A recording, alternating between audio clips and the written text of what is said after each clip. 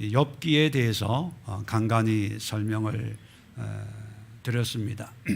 오늘 그 21일에 걸쳐서 뭐 길다면 긴 여정을 이제 시작할 텐데, 오늘은 서론적으로 21일 기도회를 또 말씀을 어떻게 우리가 상고해야 될지 그 서론적인 것을 좀 말씀드리고 기도하는 시간 가지려고 합니다. 일반적으로 욥기의 주제를 믿음의 고난, 또 의인이 당하는 삶의 고난, 연단, 훈련 이 정도로 알고 있습니다. 왜냐하면 오늘 1장 1절에 나와 있는 욥에 대해서 소개하는 이 소개가 굉장히 거창하거든요.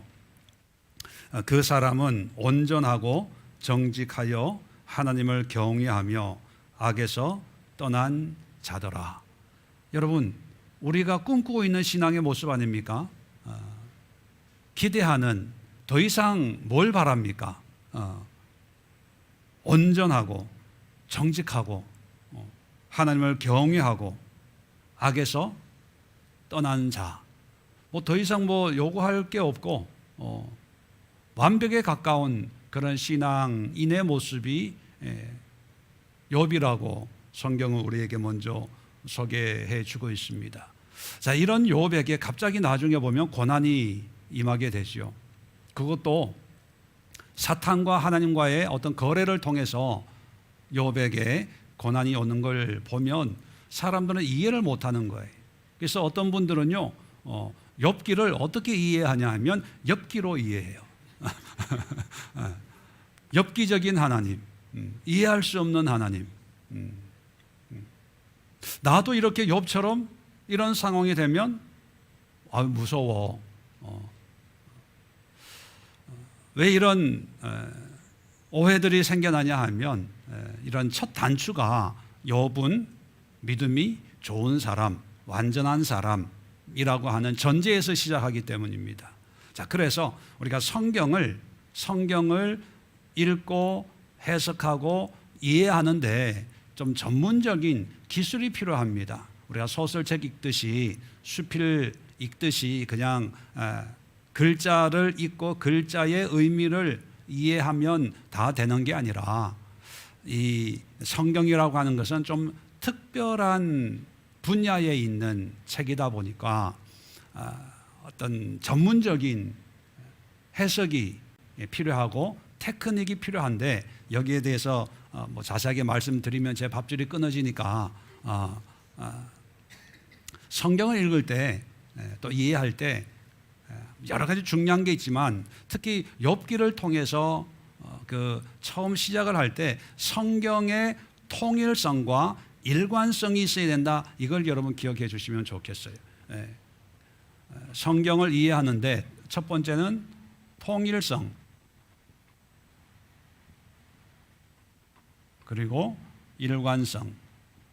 이게 무슨 뜻이냐면, 통일성은 창세기부터 요한계시록까지 쭉 동일한 주제로 하나님이 말씀하신다는 거죠. 창세기 따로, 욥기 따로, 신약 따로, 마태복음 따로가 아니라 창세기부터 시작해서 요한계시록까지 동일한 주제와 의도를 가지고 하나님이 말씀하신다는 겁니다.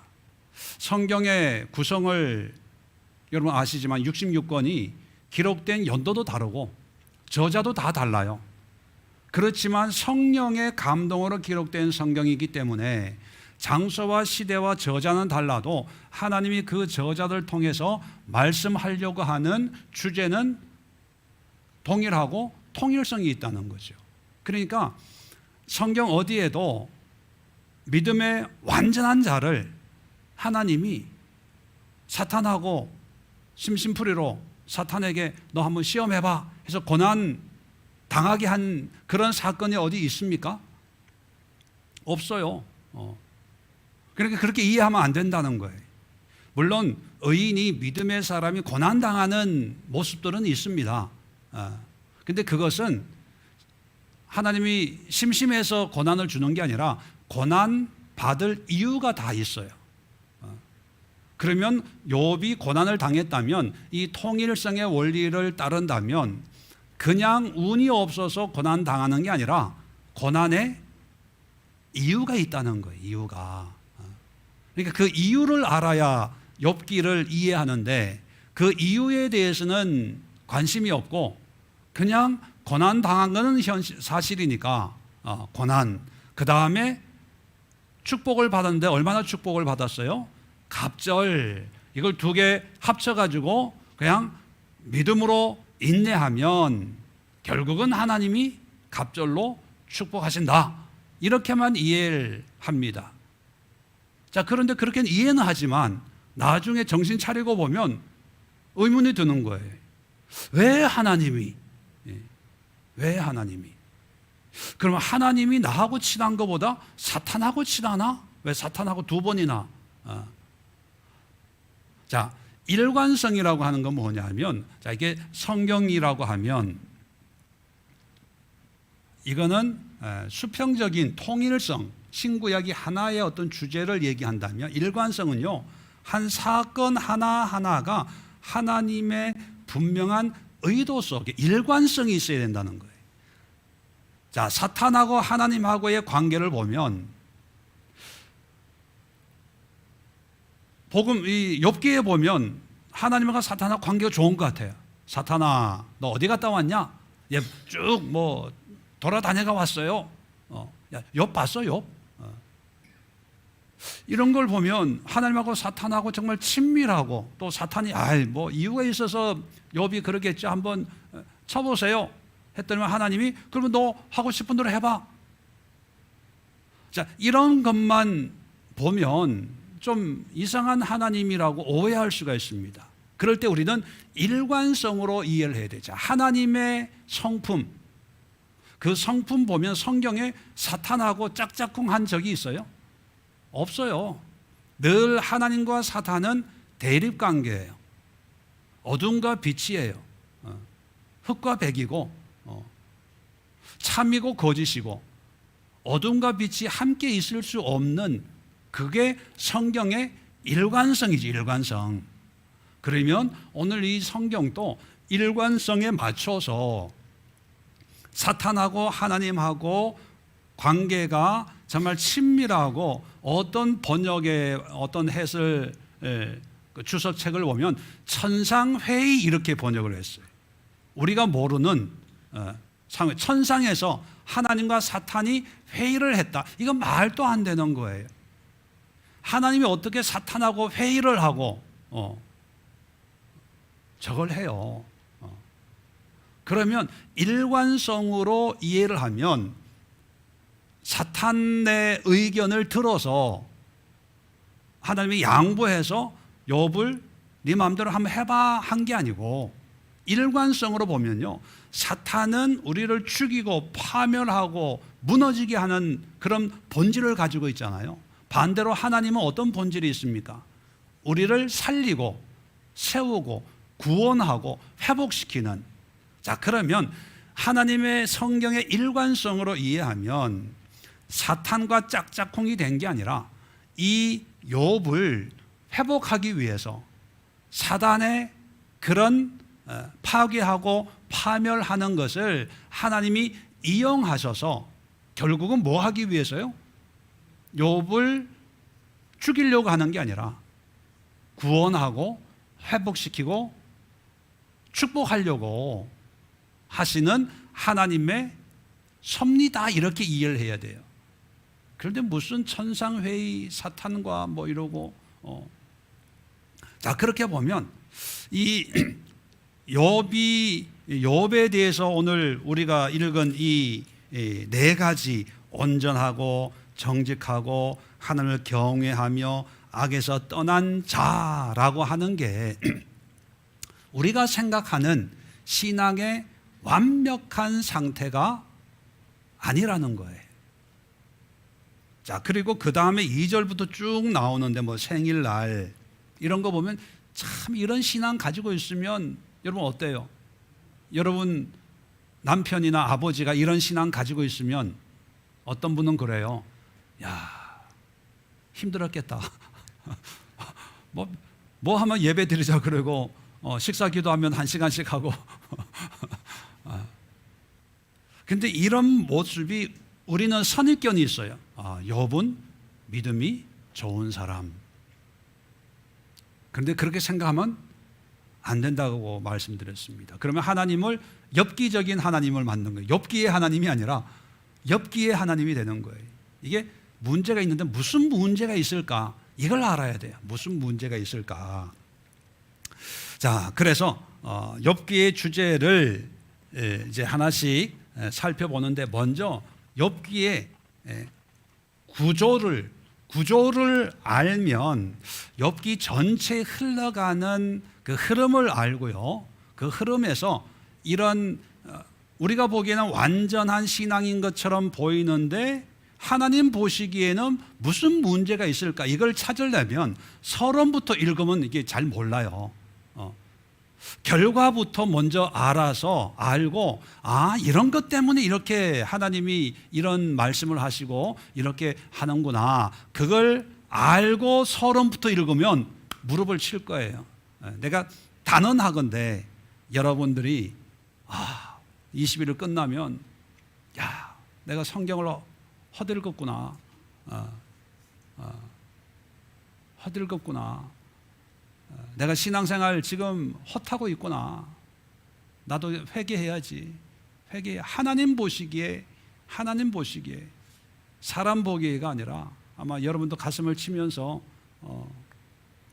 그래서 이 욥기는요, 지금까지 성경은 거의 대부분 불신자를 전도하고 회개시키고 예수 믿게 하는 그런 내용이 일반적이죠. 물론 그런 내용과 좀 다른 것도 있지만, 근데 이 욥기는 말씀드린 것처럼 우리가 볼 때 믿음이 좋은 사람, 오래 신앙생활한 사람, 모태신앙 30년 40년 목회하고 장로로 권사로 누가 봐도 우리 장로님, 우리 목사님, 우리 권사님 할 만한 그런 사람을 대상으로 이거 회개해야 돼. 이거 변화되지 않으면 안 돼. 이 말씀을 하고 있는 게 욥기거든요. 자, 그러면 욥기의 구성을 간단하게 말씀을 드리고 오늘은 기도하고 마치겠습니다. 욥기는 1장, 2장이 이제 서론, 욥에 대해서 얘기를 하고 있고, 이제 본론으로 3장에서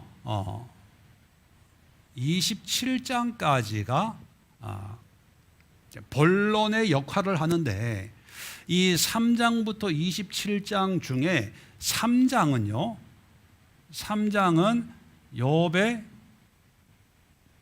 불평을 원망이라고 하죠. 원망, 탄식. 욥의 탄식이고, 탄식을 통해서 새 친구가 등장을 합니다. 새 친구가 등장을 하는데 이 새 친구와 논쟁을 해요. 논쟁을 새 세트를 해요. 새 세트라고 하는 것은 뭐냐면 4장에서 15장까지인가? 4장에서 14장까지 한 세트고요. 15장에서 21장까지가 두 세트고, 22장에서 그냥 장은 빼고 합시다. 세트라고 말씀을 드린 이유는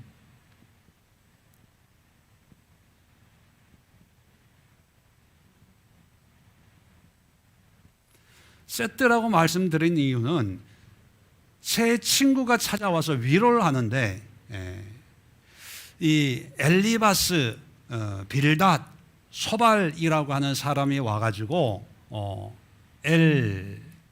엘리바스가 얘기하면 욥이 여기에 대꾸를 합니다. 그 다음에 빌닷이라는 사람이 얘기를 하면 욥이 또 대꾸를 해요.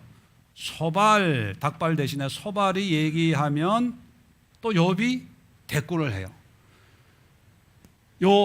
요것이 4장에서 14장까지가 한 세트, 이게 세 번의 논쟁이 있는 거죠. 그리고 이것을 15장에서 21장까지 또 한 번을 해요. 그러니까 욥기를 읽기가 힘든 이유가 뭐냐 하면 여기에 걸리는 거예요. 1장, 2장은 쉽게, 3장까지도 쉽게 읽을 수 있어요. 그 다음에 이제 4장부터 논쟁을 하는데 다 맞는 얘기를 하는 거예요. 틀린 얘기 하나도 없어요.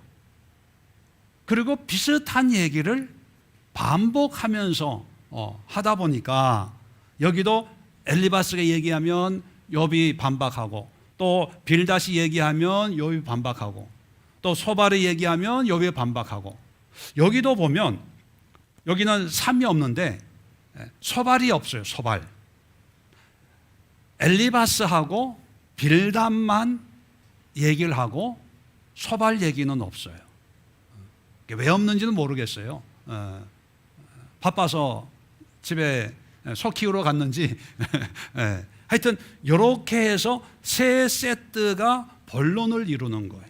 이거는 3차 논쟁이다, 이렇게 기억을 하면 돼요. 3장에서 27장까지는 3차례에 걸친 논쟁, 3차라는 게 세 세트다, 이렇게 알면 되고요. 자, 그 다음에 28장이 나오는데, 자, 28장은 독립된 말씀이에요. 지혜의 찬미가 나옵니다. 지혜.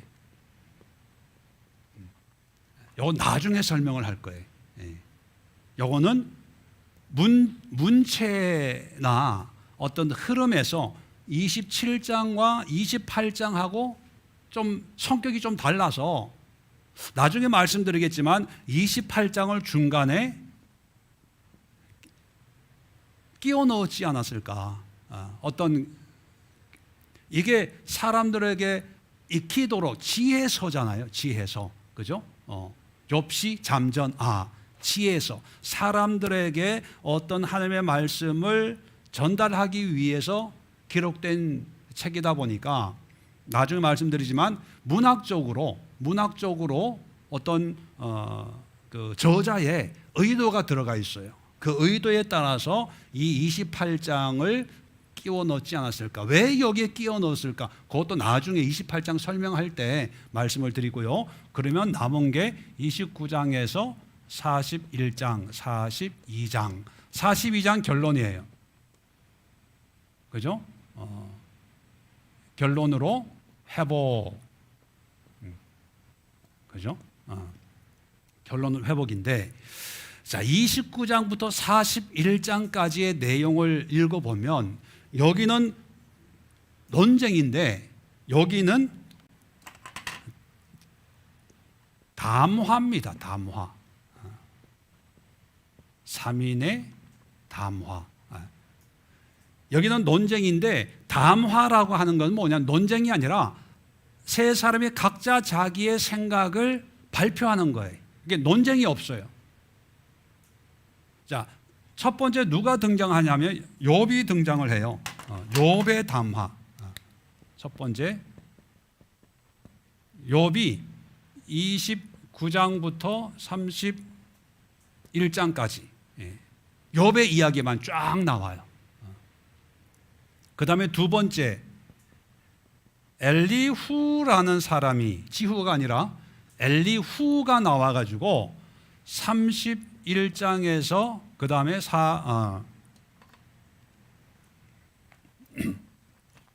37장까지 엘리후가 나와서 자기의 생각을 그냥 쭉 얘기해요. 욥의 반박도 없어요. 연설하듯이 담화, 담화문 발표. 왜 담화문 있잖아요. 옛날에 대통령이 무슨 그 다음에 세 번째 등장하는 게 하나님이에요. 38장에서 41장까지 하나님도 쭉 얘기를 해요. 자, 욥기는요 이런 구조로 되어 있습니다. 서론과 본론이 있고 중간에 28장을 기준으로 해서 앞에는 세 차례의 논쟁, 뒤에는 세 사람의 담화. 자, 그리고 재미있는 것은요, 원어를 보면 이거는 서론은 산문으로 되어 있습니다. 결론도 42장도 산문이에요. 산문이 뭔지 아시죠? 일반적인 서술문, 그랬습니다, 뭐 이랬습니다. 근데 여기서부터 여기까지는요, 41장 여기까지는 운문이에요. 운문. 시라는 게 시로 되어 있어요. 그러면 이 저자가 서론과 본론은 그냥 서술식으로 표현을 하고 있다가 논쟁과 세 사람의 담화의 내용은 시적으로 표현을 하고 운문이 있게, 운율이 있게. 예. 여러분, 우리가 그냥 글을 쓸 때 그냥 산문이 편하겠어요? 이게 시적인 표현이 편하겠어요? 그냥 쭉 쓰는 게 편해요. 이 저자도 마찬가지로 고대 언제 누가 지었는지 모르지만 산문으로 그냥 기록을 쭉 해나가면 되는데, 근데 욥에 대해서 얘기를 1장, 2장은 쓰다가 3장부터는 시로 글을 쓰기 시작했다는 것은 뭐냐면 이 말씀, 이 스토리에 뭔가 의미를 집어 넣고 싶어 했다는 거예요. 그러니까 이 산문이 아니라 운문이기 때문에 해석하기가 쉽지가 않고, 우리 한국 번역으로 된 이 물론 영어도 마찬가지고 원문이 아니면 다 번역을 할 수밖에 없다 보니까 이 번역이, 시 번역이 좀 쉽지가 않잖아요. 관점에 따라서, 상황에 따라서 이렇게도 보고 저렇게도 보고, 그러다 보니까 이게 어려운 면이 있는데 좋은 또 면이 있어요. 물론 산문도 그렇지만 이 시라고 하는 거는 흐름이 있거든요. 생뚱맞은 게 아니잖아요. 그 흐름 속에 아까도 말씀드렸지만 통일성과 일관성 속에서 우리가 성경을 해석하면 또 그렇게 어렵지 않은데, 자, 시적인 게 많이 축약이 되고 이게 머리 자르고 꼬리 자르고 뭐 몸통만 있을 때가 많이 있잖아요. 그러다 보니까 우리 한국 이 번역도 그렇지만 자꾸 의역을 해요. 의역을 하다 보면 위험한 게 뭐냐면 내 번역자의 주관이 개입이 되어서 어떤 하나의 자기가 생각하고 있는 어떤 결론으로 번역을 할 위험이 있다는 거죠.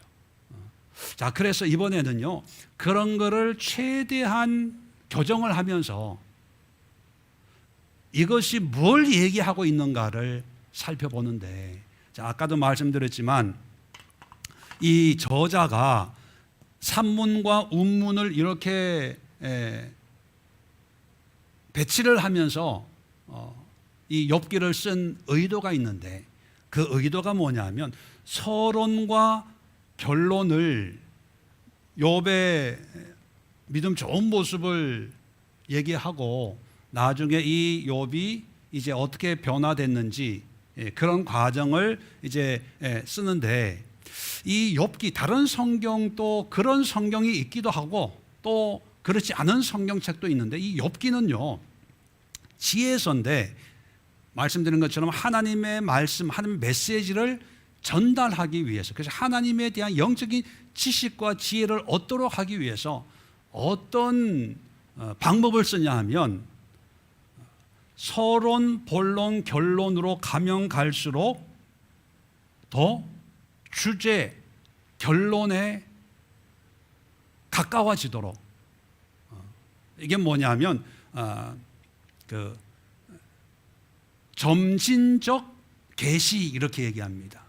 가면 갈수록 더 분명한 하나님의 계시의 메시지가 나오는 거예요. 프로그레시브 레블레이션, 프로그레시브라는 게 발전하는 거예요. 전진하는 것. 자, 그래서 서론보다는 여기가 더 하나님의 결론, 하나님이 뭘 말씀하시는가를 더 쉽게 알 수 있고, 요거보다는 28장을 읽어보면 더 분명해지고, 또 28장보다는 29장에서 41장을 읽으면 하나님이 욥기를 통해서 뭘 말씀하시려고 하는구나 더 알 수가 있는 거죠. 자, 그러면 우리가 어디서부터 욥기를 공부하면 쉽게 이해가 될까요? 마음 같아서는 42장이지만 이건 너무 결론만 쭉 나오니까 29장부터 읽어야 돼요. 29장부터 읽고 공부해야 이게 해석이 되는 거예요.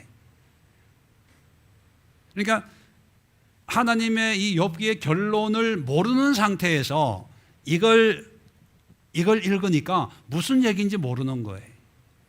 누가 맞고 누가 틀리고, 그러니까 무슨 내 시작은 미약하였지만 끝은 창대하리라. 가게마다 액자에 넣어놓고 집에도 넣어놓고 그런 일이 나오는 거예요. 왜? 좋은 말씀이거든요. 은혜 되잖아요. 그러니까 앞뒤 생각 안 하고 그냥 은혜가 되고, 이 말씀 은혜가 되고 은혜가 돼요. 물론 그 말씀에서 은혜 받는 건 나쁜 건 아니지만, 그러나 성경의 통일성, 일관성으로 비춰보면 그건 하나님이 노한 사람의 이야기예요. 욥보다 옳지 못한 사람이 한 말을 우리는 문자적으로 번역된 문장이 너무 은혜로워서 기억을 하는데, 그 문장이 얘기된 상황과 배경을 보면 그렇게 은혜로운 게 아니고 하나님이 잘못 알고 있는 건데, 우리는 그런 분별이 없으니까 그런 일들이 일어나는 거죠. 자, 그래서 우리가 다음 주가 아니라 내일부터 29장부터 차근차근 공부해 나갈 거예요. 자, 그러면 29장에 제일 먼저 누가 등장합니까? 욥이 등장을 해요. 자, 우리는 지금 1장 오늘 본문으로 읽은 이 말씀만 보면 욥은 완벽한 신앙인, 우리의 롤 모델처럼 느껴지는 신앙인인데, 그래서 하나님 앞에 항의를 해요. 왜 이런 사람을 이렇게 고난을 줍니까? 근데 29장부터 31장을 보면 아마 제가 이런 얘기를 하고 이제 여러분들이 그 성경을 보면 좀 이렇게 보여질 거예요. 그래서 숙제가 있습니다. 내일 오실 때 29장부터 31장 한 3번만 읽고 오세요. 괜찮죠? 3번, 그죠? 3번만 꼭 읽고 아침에 예배당 들어올 때 검사를 할 테니까 잘했어요 스티커를. 자, 그래서 오늘은 이 정도 서론만 하고요. 자, 우리가 기도를 할 텐데, 아까도 말씀드렸잖아요. 욥은 굉장히 믿음 좋은, 하나님 또 사단에게 이런 욥을 봤냐? 똑같이 얘기해. 경외하고 완전하고 악에서 떠난 그런 사람을 네가 봤냐? 라고 얘기를 하는데, 자, 그러면 아까도 얘기했지만 우리가 볼 때는 욥은 믿음이 좋은데, 결론적으로 보면 하나님이 볼 때는 욥에게 어떤 문제가 있어서 지금 이 욥기를 쓰고 있다는 얘기거든요. 그러면 우리의 관점과 하나님이 보는 관점이 같다는 거에 다르다는 거예요. 다르다는 거예요. 이게 문제입니다. 우리에게 하나님을 경외하고 온전하고 완전하고 악에서 떠난 장로님, 권사님 그러면 우리는 간증하고 뭐 이렇게 뭐 하러 다녀요. 근데 하나님은 그게 아니라는 사실을 우리는 기억할 필요가 있어요. 그래서 오늘 첫 번째 기도 제목이 뭐냐면 과연 하나님이 보시던 나의 믿음의 모습은 어떠한지, 사람 사이에서의 나의 믿음의 모습으로 판단하지 말고 내가 교회를 통해서 받은 직분으로 내 신앙을 판단하지 말고, 내가 목사니까 뭐 상금 많겠지, 뭐 내가 부장이니까 하나님이 얼마나 수고하는지 알 거야. 여러분, 그거 이제 욥기를 공부하시면 아시겠지만 오히려 그런 것 때문에 하나님의 은혜와 점점 멀어지고 있는 거예요. 그러면서 내 의가 점점 살아나요. 우리가 지난 주일 3부 때도 눈에는 눈, 이에는 이라는 말씀을 우리가 공부했지만 결국은 누가 죽어야 됩니까? 내 자아가 죽어야 돼. 내 자아. 내 자아라고 하는 그게 알게 모르게 다 우리 안에 있어서, 욥의 문제도 그거예요. 욥의 문제도. 욥의 자아가, 그 자아가 결국은 신앙을 만들어가는 상황이었어요. 그래서 하나님이 그 자아를 죽이는 거예요.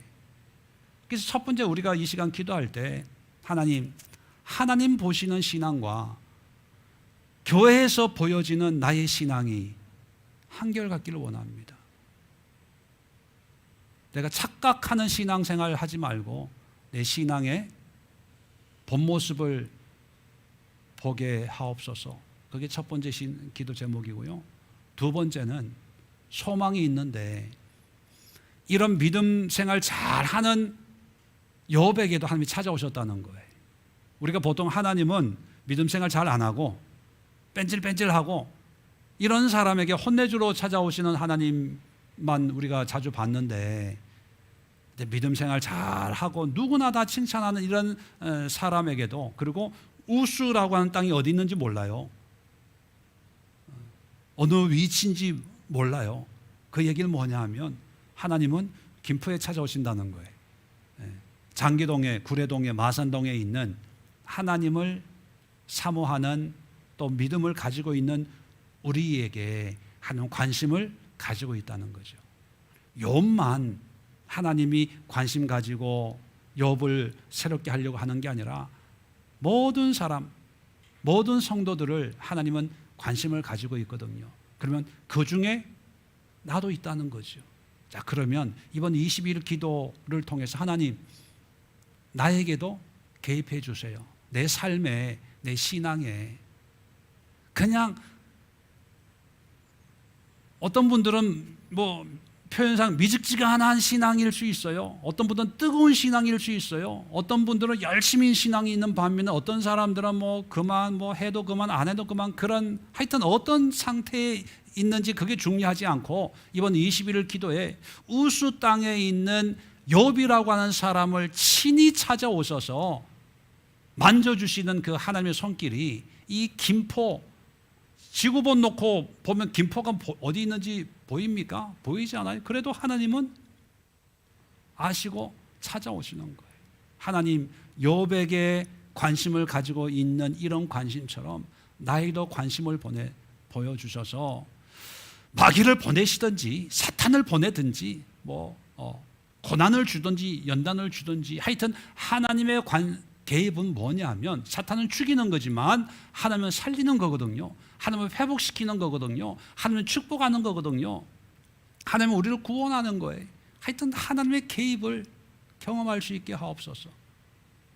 세 번째는 뭐냐 하면, 자, 이 서론부터 끝까지 이런 논쟁과 이런 담화의 주제가 뭔지 아세요? 하나님에 관한 거예요. 하나님에. 물론 다른 주제, 다른 논쟁도 있지만 대부분이 친구들도 너 회개해라 그렇게 얘기해요. 뭐 하나님이 잘못한 게 있으니까 너에게 벌을 주니까 회개해라. 하여튼 방향은 맞지 않고 각도는 틀리지만 지향하는 점은 뭐예요? 회개해서 하나님 앞에 용서를 구해라. 다 누구나 다 하나님에 대해서 얘기하는 거거든요. 그죠? 그렇다면 여러분, 오늘날 우리의 문제가 뭐냐 하면 하나님께 관심이 없다는 거예요. 다 나에게 관심이 있어요. 내 문제로 하나님이 필요한 거지, 내 문제 때문에 신앙생활을 하고 신앙생활 하면서도 다 내 문제예요. 내 문제. 근데 이 욥기는요, 여러 가지 문제가 있지만 그래도 참 감사한 게 뭘 계속 얘기하냐면 하나님이에요. 엄격하게 얘기하면 욥기가 아니라 하나님 기예요. 하나님 기. 물론 성경 66권이 다 그렇지만 욥이 주인공이 아니라 하나님이 주인공이거든요. 그러면 우리 인생에도 하나님이 주인공이 돼야 되지 않을까요? 하나님께 관심을 가지기를 원합니다. 하나님을 알기를 원합니다. 마음 아픈 게 신앙생활 하면서요, 나에 대해서는, 내 환경에 대해서는, 내 자녀에 대해서는, 내 남편의 사업장 일터에 대해서는 너무나 많은 정보를 알고 있고, 그래서 걱정해요. 염려해요. 빚이 얼만데, 지금 상황이 어떤 상황인데, 돈이 얼마나 드는데, 한 달 생활비가 얼만데, 이런 거는 정말 많은 정보를 가지고 매일매일 묵상해요. 매일매일. 근데 과연 우리가 하나님에 대한 관심이 그렇게 있나? 하나님에 대한 관심이. 하나님을 사모하게 하옵소서. 내가 지금 어떤 상황인지는 중요하지 않아요. 욥도 보면 문제가 있다고 그랬어요. 잘못 가고 있어요. 하나님 보시기에 심각한 문제에 있어요. 근데 중요한 것은 뭐냐면 그래도 하나님께 관심이 있어요. 하나님을 알고 싶어 해요. 나중에 28장을 공부하면 지혜의 창가 이렇게 제가 소개해 드렸는데, 이 지혜라고 하는 것이 하나님을 알게 되는 거 아닙니까? 하나님을 아는 게 지혜 아닙니까? 이 욥이 그 하나님을 알게 되는 거에 대한 어떤 고백을 하는데, 하나님이 이런 모습을 귀하게 여기시는구나. 그 모습이 뭐냐 하면 처음에 28장 처음을 보면요, 지혜를 구하는 것을 뭐에 비유하냐 하면 탄광에 금 캐는 거 비교해요. 깊은 곳에 가서, 집에 가서 한번 읽어보세요. 금 캐듯이, 석탄 캐듯이, 다이아몬드 캐듯이 그 길을 알지 못하는데도 땅속 밑구멍에 들어가지고 캐서 보화를 찾지 않습니까? 하나님을 아는 지혜도 이와 같습니다. 그런 고백을 해요. 여러분, 하나님의 은혜를 사모하려고 땅 파보셨어요?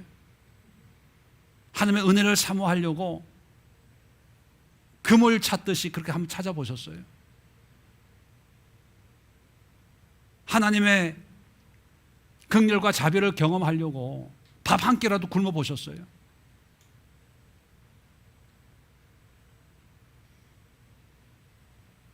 사모함이 회복이 될 때 욥이 될 수 있었거든요. 세 가지 기도 제목. 첫 번째 뭐였죠? 하나님의 은혜를 회복하기를 원합니다. 하나님이 보시는 그런 믿음의 모습, 그걸 회복하기를 원합니다. 두 번째는 뭐였죠? 네? 나에게 찾아오시옵소서. 나를 발견해 주시옵소서. 그리고 내 삶에 개입해 주시옵소서. 마지막으로 이런 하나님에 대한 사모함이 회복이 되기를 원합니다. 사모하게 하옵소서. 금을 캐듯이, 은을 캐듯이, 다이아몬드를 캐듯이 하나님의 은혜를 위해서 내가 참고 인내하고 헌신하고 희생하는 그런 수고를 아끼지 않게 하옵소서. 오늘 이 세 가지 기도 제목 가지고 욥기를 통해서 우리에게 주실 하나님의 은혜를 소망하면서